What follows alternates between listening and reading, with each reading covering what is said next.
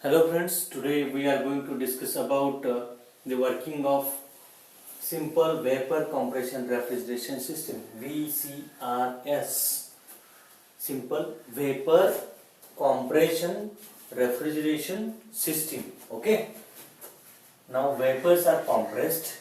It means that compressor is there. Okay. Now the block diagram for simple vapor compression refrigeration system will be like this. Okay, we will study all the components one by one. This will be a compressor.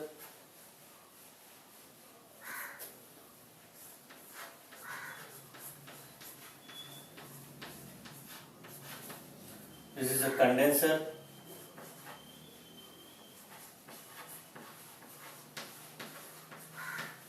A receiver.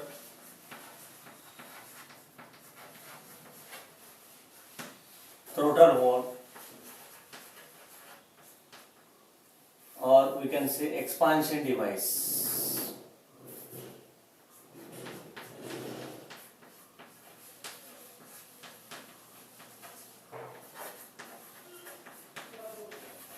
And over here evaporator.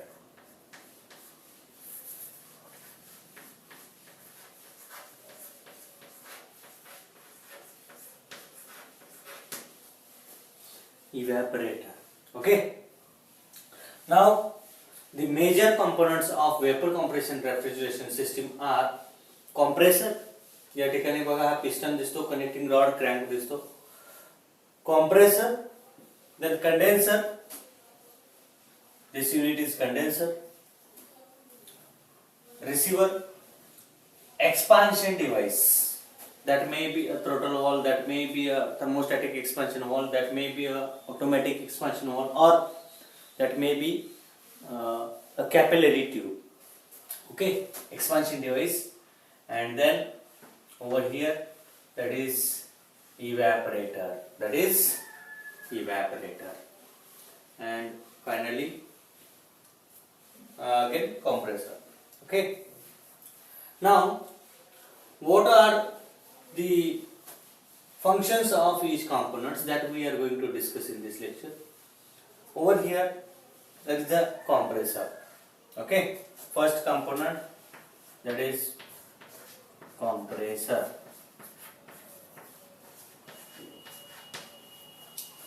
Now what is the function of compressor? Over here, if we want a flow of a refrigerant through a system, then there should be a pressure difference in the system, because any media that will flow from higher pressure to lower pressure. Now if you want to circulate the media throughout the system, then we need a compressor. Okay, again in condenser, okay, if the refrigerant is at higher pressure, that will get liquefied at a higher temperature. That is the thing that we are going to discuss later on. Okay, तर बघा कॉम्प्रेसरचं function काय आहे, तर आपल्याला या system मधनं media काय करायचा आहे, पास करायचा आहे. ओके, मीडिया म्हणजेच तो रेफ्रिजरंट असेल. रेफ्रिजरंट याच्यामधून फ्लो झाला पाहिजे. फ्लो जर व्हायचा असेल तर काय करायला पाहिजे बघा, हायर प्रेशर आणि लोअर प्रेशर, प्रेशर डिफरन्स जो आहे तो क्रिएट झाला पाहिजे. प्रेशर डिफरन्स असेल तरच काय होणार आहे, या ठिकाणी फ्लो होणार आहे.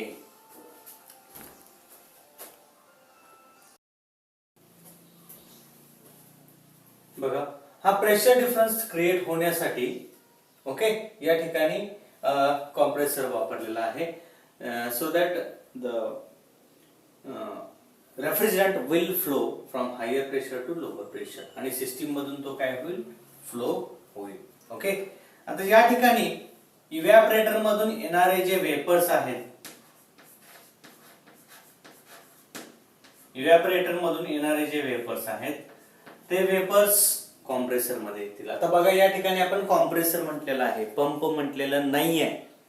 ओके, कॉम्प्रेसर जो आहे तो गॅस काय करेल, कॉम्प्रेस करेल. कॉम्प्रेसर एअर कॉम्प्रेस करतो, गॅस कॉम्प्रेस करतो, then that will be a compressor. Okay. Liquid जे आहे ते इनकॉम्प्रेसिबल असतं. लिक्विड जे आहे ते इनकॉम्प्रेसिबल असतं. त्याचं प्रेशर जे आहे ते वाढवायसाठी आपण काय करतो, पंप यूज करतो. काय यूज करतो, पंप यूज करतो.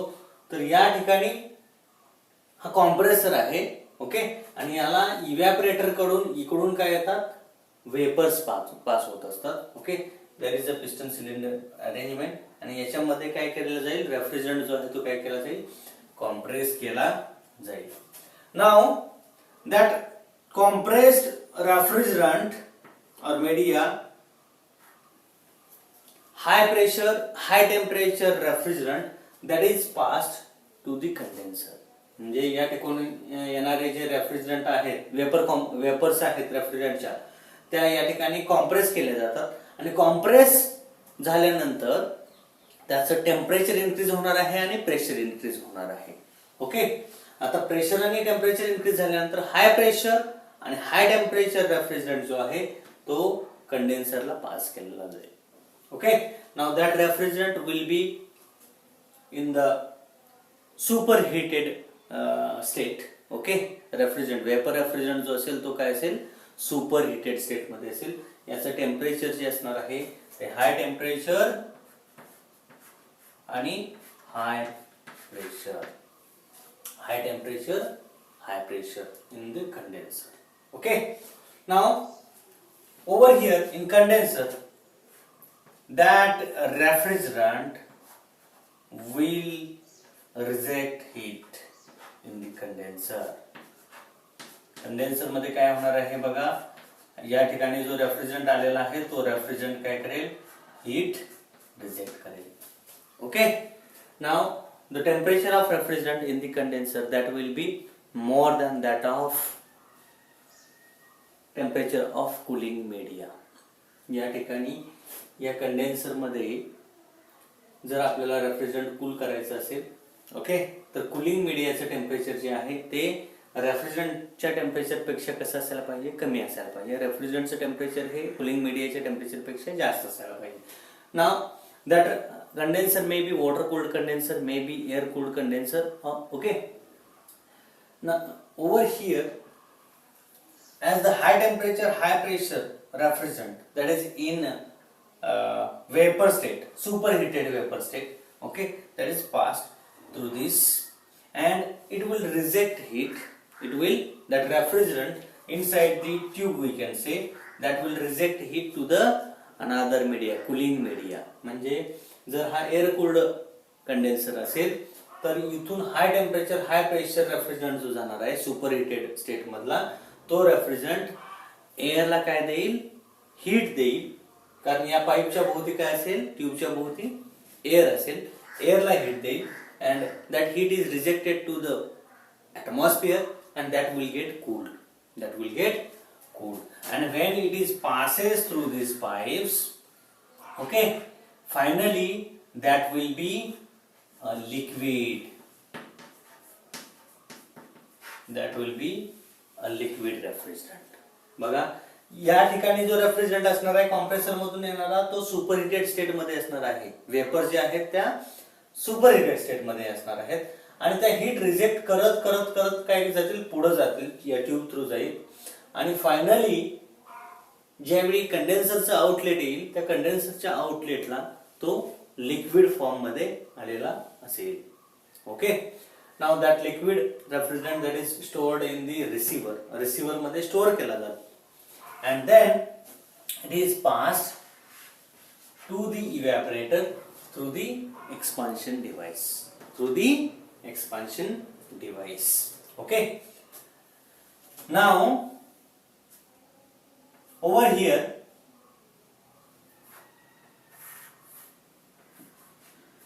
from this compressor outlet, okay, up to inlet of the expansion device, okay, the pressure in the system that will be same. तर बघा या ठिकाणी कुठे ऑब्स्ट्रक्शन आहे काय बघा, मध्ये प्रेशर रिड्यूसर वगैरे काय आहे काय बघा, काहीही नाही. ओके. म्हणजे कॉम्प्रेसरच्या एक्झिटला जे इथं प्रेशर असणार आहे तेच प्रेशर काय असणार आहे या ठिकाणी असणार आहे. Okay, that is about pressure. About temperature, temperature over here that will be more because the refrigerant is in superheated state. आणि कंडेन्सर मध्ये पास होत असताना तो हीट रिजेक्ट करत करत जाणार आहे, त्यामुळे टेम्परेचर या ठिकाणी काय होणार आहे थोडंसं कमी होणार आहे. ओके, या ठिकाणी वेपर रेफ्रिजरंट असेल, या ठिकाणी लिक्विड रेफ्रिजरंट होईल. Okay, because it will reject heat to the atmosphere we can say. okay, in the condenser मध्ये रेफ्रिजरंट असताना तो ऍटमॉस्फिअरला हीट काय करेल रिजेक्ट करेल if it is air cooled condenser. या ठिकाणी वॉटर कूल्ड कंडेन्सर सुद्धा असतात, त्यावेळी याच्यावरून वॉटर फ्लो केलं जाईल आणि ते वॉटर पाईप मधला जो रेफ्रिजरंट असेल त्याच्याकडून काय करेल हीट ऍब्सॉर्ब करून घेईल.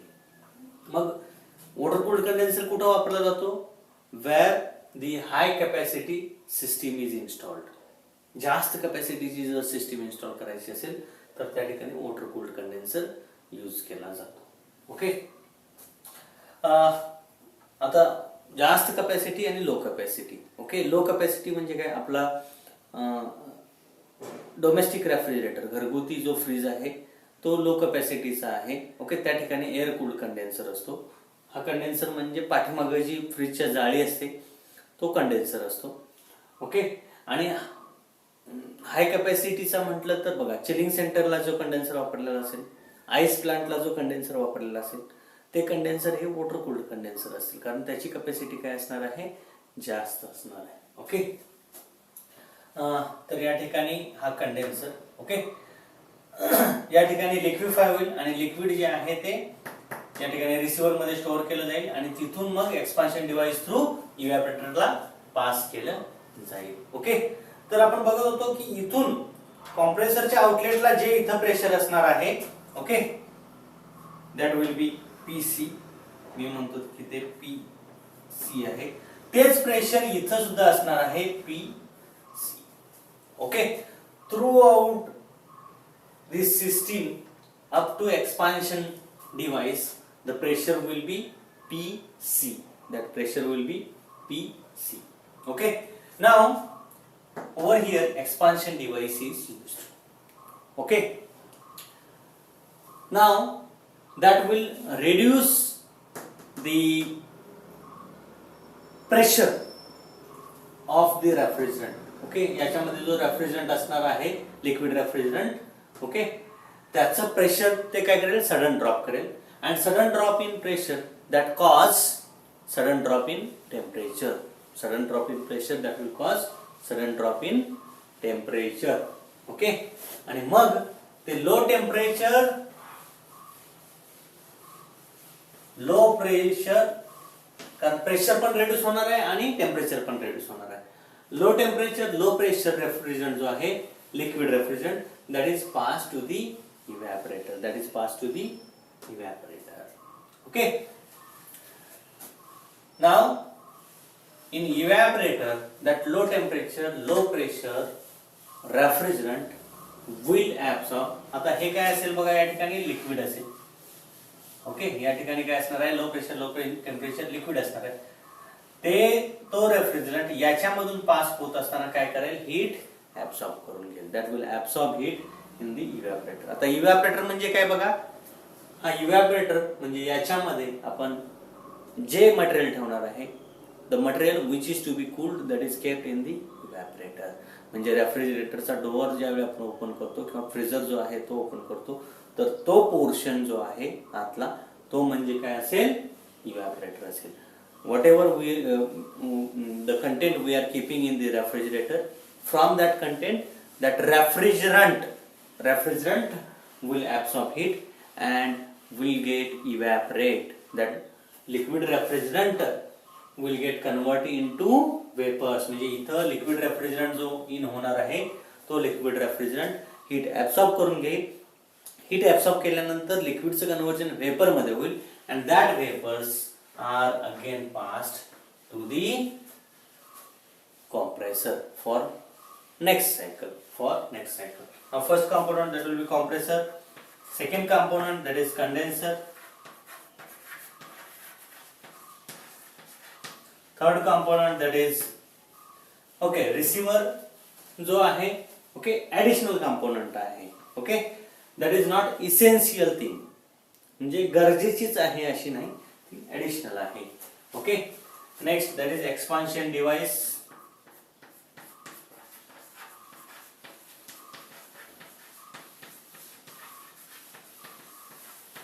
and fourth one that is evaporator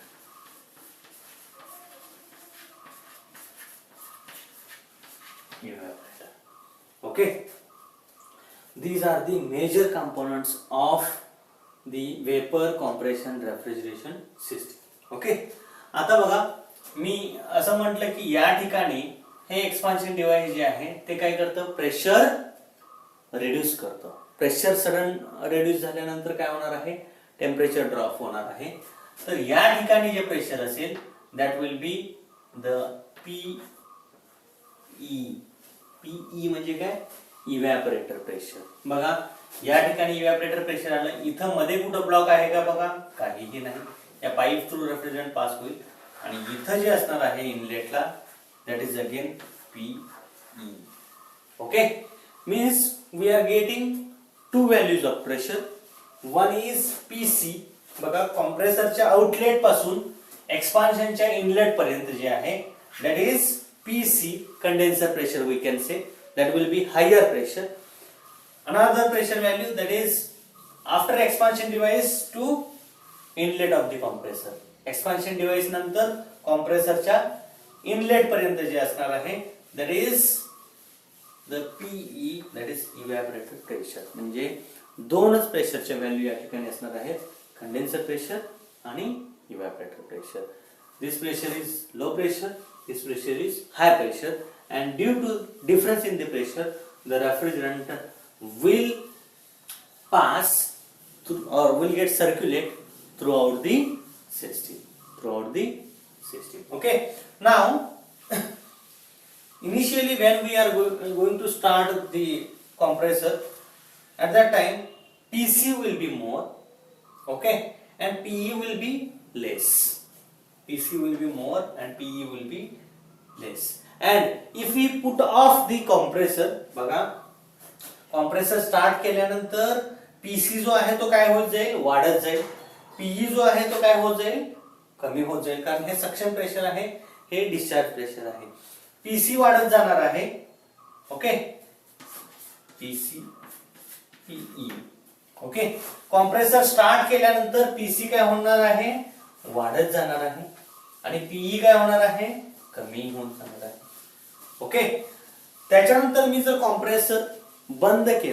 compressor बंद केला तर काय होणार आहे बघा वाढलेला पीसी जो आहे इकडे हाय प्रेशर असेल तर या ठिकाणी एक्सपान्शन डिव्हाइस तरी ऑफ होणार नाहीये ते कंटिन्युअसली काय होणार आहे त्याच्यामधून रेफ्रिजरंट फ्लो होणार आहे आणि जोपर्यंत पीसी आणि पीई हे इक्वल होत नाहीत तोपर्यंत याच्यामध्ये काय होणार आहे रेफ्रिजरंट काय होणार आहे फ्लो होणार आहे कारण या ठिकाणी इथलं प्रेशर आणि इकडचं प्रेशर दोन्ही प्रेशर काय होतील सेम होईल कॉम्प्रेसर ऑफ केल्यानंतर ज्यावेळी आपण पुन्हा स्टार्ट करू PC will get increase and PE will get decrease that is the thing okay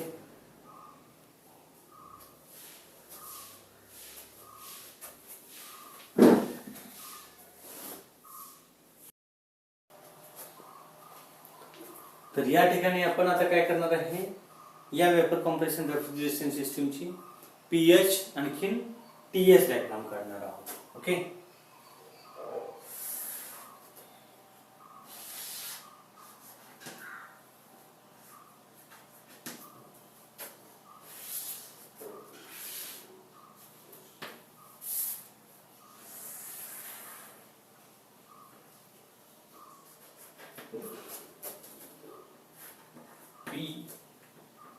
pH diagram T pH आणखी pH आणखी TS diagram ओके H आपण कॅपिटल काढू शकतो ओके तर या ठिकाणी मी स्मॉल एच काढला होता, तो कशासाठी बघा, तर पीएच डायग्राम मध्ये या ठिकाणी हा जो कर्व असेल तो असा असेल. ओके. आणि टीएच डायग्राम मध्ये हा कर्व असा असेल, सॅच्युरेशन कर्व. ओके. एच बघा हे that may get we are getting confused, okay, while drawing pH and TS diagram, that is how to draw a saturation curve. Okay, just keep in mind H like this so that we can understand that the curve is like this. Okay, H जो आहे तो असा असतो, त्याच्यावरून हा curve असा आहे हे आपण लक्षात ठेवू शकतो. ओके. तर पीएच डायग्राम हा जो आहे याला काय म्हटलं जातं बघा, सॅच्युरेशन कर्व. हा काय आहे, सॅच्युरेशन कर्व आहे. ओके.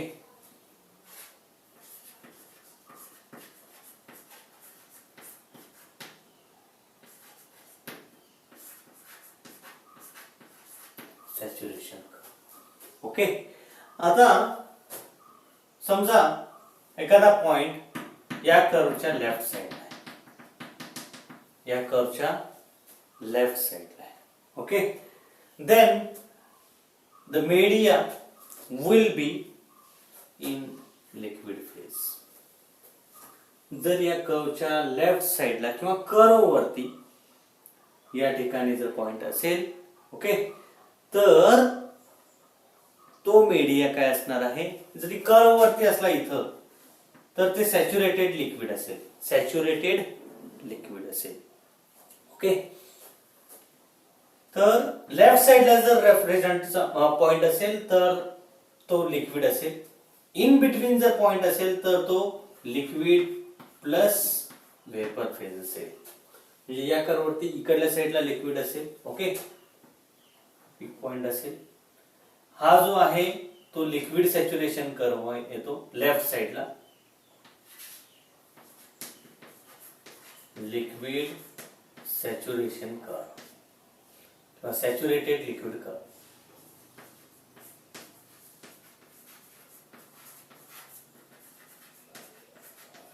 लेफ्ट साइडचा जो आहे तो सॅच्युरेटेड लिक्विड कर्व, राइट साइडचा जो आहे तो saturated vapour curve. Saturated vapour curve म्हणजे या ठिकाणी सॅच्युरेटेड लिक्विड असेल आणि या ठिकाणी सॅच्युरेटेड वेपर्स असतील. सॅच्युरेटेड वेपर्स म्हणजे हा लिक्विड फॉर्म मध्ये असेल आणि इथून इकडं हा वेपर फॉर्म मध्ये असेल. ओके. लेफ्ट साइड जर घेतली तर लिक्विड असेल, कर्वच्या मध्ये जर मधला पार्ट घेतला तर लिक्विड प्लस वेपर असेल, आणि राइट साइडचा जर पार्ट घेतला तर ते कसं असणार आहे, ओनली वेपर्स, सुपरहीटेड वेपर्स. जर पॉइंट या कर्व वरती आला सॅच्युरेटेड लिक्विड, जर पॉइंट या कर्व वरती आला तर saturated vapour. Okay. Same thing over here, left side liquid, in between liquid plus vapor, and right side that is vapors, that is vapors. Saturated liquid line and saturated vapor line. Okay, saturated liquid line, saturated vapor line. Okay. Now we have to represent this system, that vapor compression refrigeration system, on the pH diagram, on the pH diagram. Okay. For that we will mention the points in this diagram. That is one point, that is intake of the compression. You can say one point over here. Second point, that is after compression.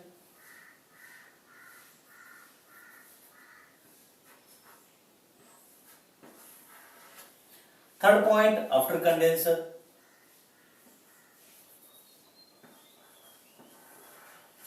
Fourth point, after expansion device. Okay. And again after 4 evaporator, that is first point. बघा, पहिला point intake of the compressor.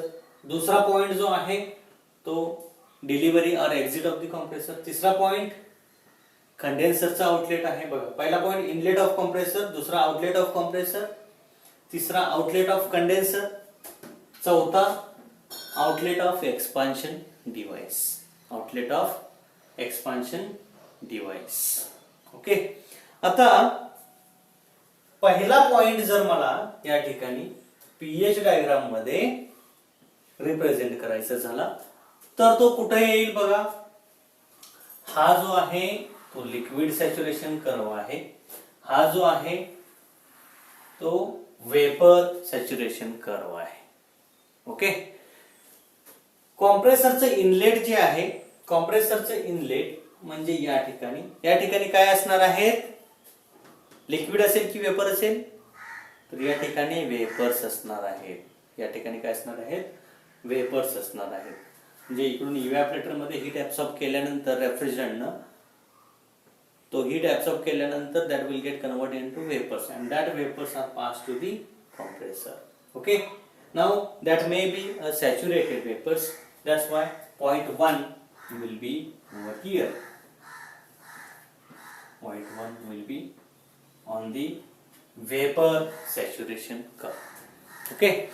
Now, when compression of the refrigerant will take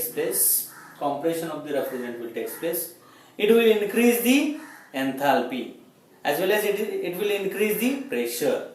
Pressure आणि enthalpy दोन्हीही increase होईल.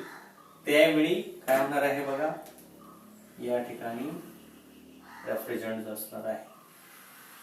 Point 2 जो आहे तो या ठिकाणी, पॉइंट 2 जो आहे तो या ठिकाणी. Okay. Now if we are if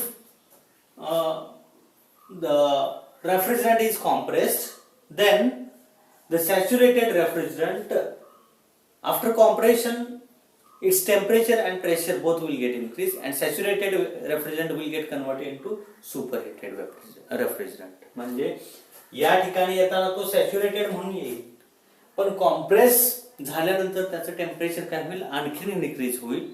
त्याचं टेम्परेचर काय होईल? आणखीन इन्क्रीज होईल आणि प्रेशर ही इन्क्रीज होईल. टेम्परेचर इन्क्रीज झाल्यानंतर काय होणार आहे? त्याची एन्थॅल्पी पुन्हा वाढणार आहे and that will be the superheated vapors. या ठिकाणी वेपर जे असणार आहेत ते सुपरहीटेड वेपर्स असणार आहेत. म्हणून हा पॉइंट जो आहे तो सॅच्युरेटेडच्या राईट साइडला आलेला आहे, राईट साइडला, आणि हा रिजन जो आहे तो सुपरहीटेड वेपर्सचा रिजन आहे. ओके. Now that refrigerant will pass to the condenser. Okay. आता कंडेन्सर मध्ये गेल्यानंतर बघा इथं काय होईल? हीट जी आहे ती रिजेक्ट करायला चालू होईल. हीट काय होईल? तो रेफ्रिजरंट जो आहे कंडेन्सर मध्ये आल्यानंतर एकतर ऍटमॉस्फिअरला देईल किंवा वॉटर कूल्ड कंडेन्सर असेल तर तो वॉटरला देईल and that refrigerant will get cooled. Okay. या ठिकाणी रेफ्रिजरंट कूल होत जाईल. ओके. मग कूल होत असताना बघा पहिल्यांदा प्रेशर जे आहे ते कसं येईल? बघा, इथून इव्हॅपोरेटर प्रेशर पासून या ठिकाणी प्रेशर जे आहे ते पीई म्हणतो आणि या ठिकाणी जे प्रेशर येणार आहे ते पीसी म्हणतो. पीसी आणखीन पीई. पीसी म्हणजे काय? Condenser pressure. पीई म्हणजे काय? इव्हॅपोरेटर प्रेशर. पीई पासून पीसी पर्यंत कॉम्प्रेस केलं. ओके. आता कंडेन्सर मध्ये प्रेशर कमी होणार आहे का? नाही होणार, कारण इथं जे प्रेशर असणार आहे तेच प्रेशर एक्सपान्शन डिव्हाइसच्या इनलेट पर्यंत असणार आहे. एक्सपान्शन डिव्हाइसच्या इनलेट पर्यंत असणार आहे. म्हणजे बघा, पॉइंट 2 पासून 3 पर्यंत जे प्रेशर असणार आहे, ओके, ते प्रेशर 3 पॉइंट इथपर्यंत 3 पॉइंट आलेला आहे, ते प्रेशर कसं असणार आहे? सेम असणार आहे. प्रेशर सेम असेल पण एन्थाल्पी काय होणार आहे? कमी होणार आहे. एन्थाल्पी का कमी होणार आहे? कारण हीट कंटेंट काय होणार आहे? कमी होणार आहे. हीट कंटेंट कसा कमी होणार आहे? तर या ठिकाणी रेफ्रिजरंट ज्यावेळी कंडेन्सर मधून पास होणार आहे त्यावेळी तो हीट काय करणार आहे? रिजेक्ट करणार आहे. हीट काय करणार आहे? रिजेक्ट करणार आहे. हीट रिजेक्ट केली, हीट कंटेंट कमी झाला, म्हणजेच एन्थाल्पी कमी होईल at constant pressure. At constant pressure enthalpy will get reduce. Now where will be the point 3. Point 3 कुठे असेल बघा, तर या ठिकाणी कंडेन्सरचं जे आउटलेट आहे ते आपण काय म्हटलेलं आहे, that is liquid. That is liquid. म्हणून at constant pressure point 3 will be over here. Point 3 will be on saturation curve.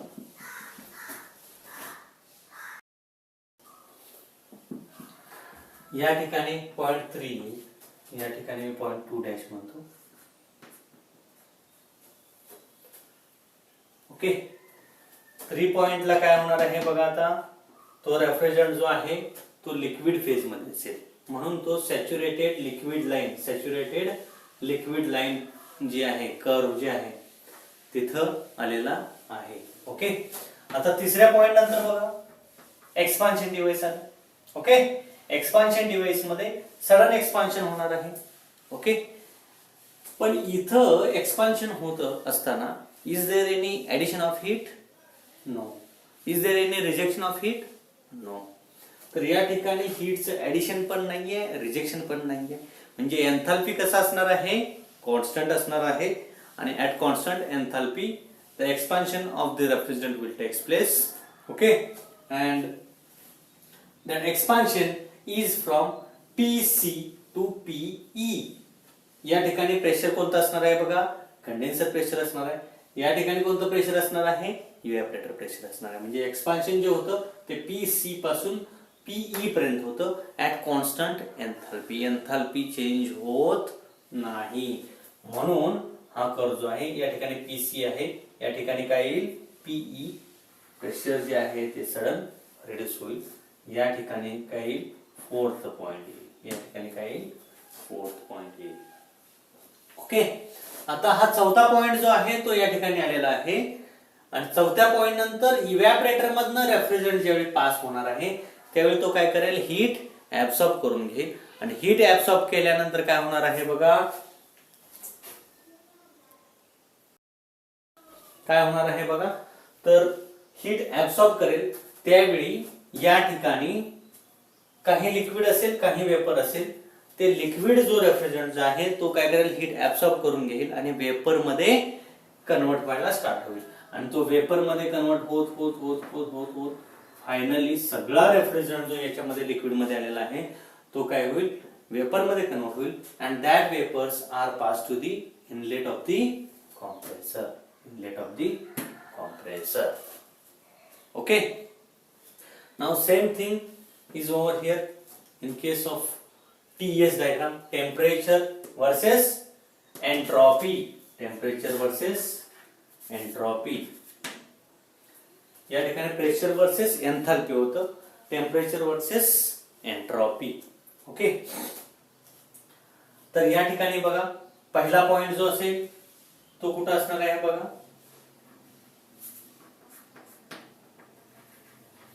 Saturation curve वरती असणार आहे. कारण हा जो कर्व आहे तो vapour saturated curve, saturated vapour curve. इकडे जो कर्व येतो तो लिक्विड सॅच्युरेटेड. आणि हा जो पॉइंट आहे याला क्रिटिकल पॉइंट म्हटलं जातं. काय म्हटलं जातं, क्रिटिकल पॉइंट. ओके, कारण याच्यावरती जर टेम्परेचर असेल, ओके, तर लिक्विड फेज नाही, डायरेक्ट रेफ्रिजरंट वेपर फेज मध्ये जाणार आहे. डायरेक्ट रेफ्रिजरंट काय होणार आहे, वेपर फेज मध्ये जाणार आहे. त्याचं कंडेन्सेशन होणार नाही. ओके, तर या ठिकाणी बघा कॉम्प्रेशन 1 पॉइंट जो आहे तो इथं आला. कॉम्प्रेशन जे होणार आहे ते कसं म्हणतो आपण, isentropic compression. Entropy remains constant, pressure will increase, temperature will get increase. बघा वर्टिकली अपील, कारण टेम्परेचर सुद्धा काय होणार आहे, इनक्रीज होणार आहे. Isentropic compression, entropy remains constant, okay, in the compressor. Point 2 will be over here. Okay, then after 2 condensation will start, that is at constant pressure line saturation curve च्या right side ला अशी येणार आहे. Okay, 2 dash point इथे येईल. Okay. आणि त्याच्यानंतर त्याचं कन्व्हर्जन लिक्विड मध्ये स्टार्ट होणार आहे. बघा इथं आल्यानंतर तो काय असेल बघा, हाफ लिक्विड असेल आणि हाफ वेपर असेल. ओके. आणि इथं आल्यानंतर तो फुल लिक्विड मध्ये कन्वर्ट झालेला असेल, म्हणजे 0.3 जो आहे तो इथे येईल. ओके. म्हणजे बघा इथं सुपर हिटेड वेपर जे असतील ते पहिल्यांदा त्याचं टेम्परेचर कमी कमी कमी होत येत ते सॅच्युरेटेड वेपर्स होतील. आणि सॅच्युरेटेड वेपर्स नंतर टेम्परेचर आणखी जर कमी झालं तर त्याची फेज चेंज व्हायला स्टार्ट होईल. आणि फेज चेंजिंग म्हणजे वेपरचं कन्व्हर्जन लिक्विड मध्ये व्हायला स्टार्ट होईल. हळूहळू हळूहळू लिक्विड मध्ये कन्वर्ट होत या ठिकाणी आल्यानंतर 50% लिक्विड असेल, 50% वेपर्स असतील. या ठिकाणी आल्यानंतर 3/4 लिक्विड असेल, 1/4 वेपर्स असतील. आणि या ठिकाणी सगळ्या वेपर्स ज्या आहेत त्या लिक्विड मध्ये कन्वर्ट झालेल्या असतील. Okay. This will be a condensation. Okay. बघा या ठिकाणी हे जे होतं ते कॉम्प्रेशन होतं, हे जे आहे ते कंडेन्सेशन आहे. Okay. Then expansion, we are saying isentropic expansion, entropy remains constant. Okay, from high temperature to low temperature. Okay, this is entropy remains constant. That's why vertical is straight line. Okay, now over here this will be 0.4 and 4 to 1, that is evaporation. Over here expansion and this is evaporation. This is evaporation. बघा arrow mark कसे येतील. evaporation या ठिकाणी arrow mark असे येतील. Okay. This is compression, condensation, expansion and evaporation.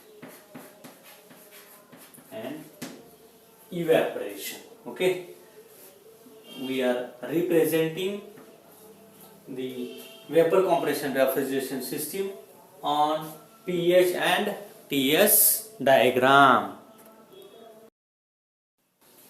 तर बघा याच्यावरून आपण काय करणार आहे, या सिस्टीमचा कोएफिशिएंट ऑफ परफॉर्मन्स जो आहे तो फाइंड आउट करणार आहे. ओके. तर या ठिकाणी बघा आपल्याला सीओपी फाइंड आउट करायचं असेल तर काय करावं लागेल बघा, output upon input, output upon input. Okay. Output म्हणजे काय बघा, रेफ्रिजरेटिंग इफेक्ट, रेफ्रिजरेटिंग इफेक्ट हे काय असेल, आउटपुट असेल. आणि इनपुट काय असेल बघा, that is compressor work, that is compressor work, that is input. Okay. आता रेफ्रिजरेटिंग इफेक्ट काय आहे बघा, रेफ्रिजरेटिंग इफेक्ट आपण कुठे घेतोय बघा, पहिल्यांदा या ठिकाणी इव्हॅपोरेटर मध्ये हीट ऍब्सॉर्ब केली, रेफ्रिजरंट हीट ऍब्सॉर्ब करतो म्हणजे यातलं जे कंटेंट आहे ते कूल होईल. ओके.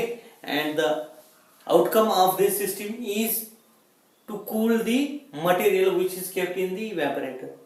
ओके.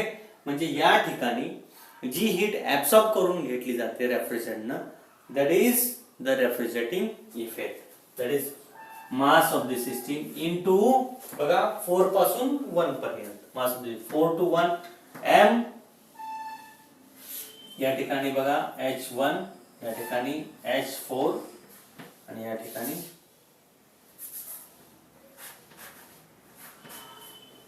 H2. ओके. हे काय आहेत बघा, enthalpy, enthalpy that is total heat content. Okay. तर H4 पासून हीट ऍब्सॉर्ब करत करत करत जाणार आहे, त्यावेळी H1 इतकी हीट होणार आहे इव्हॅपोरेटर मध्ये.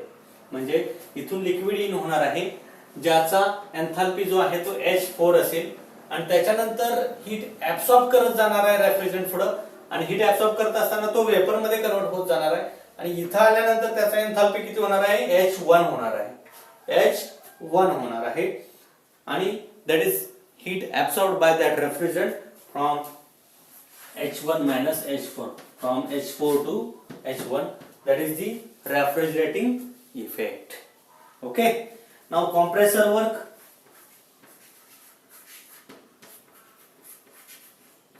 That is equal to, compressor work is equal to how much? That is H2 minus H1. बघा H2 minus H1. ओके. हे जे असेल ते काय असेल? compressor work असेल. H2 minus H1. Mass, that is the mass of the refrigerant. That's why COP is equal to refrigerating effect, that is H1 minus H4 divided by H2 minus H1. Mass will get cancelled. Okay, that is COP of the refrigerating system. COP of the refrigerating system.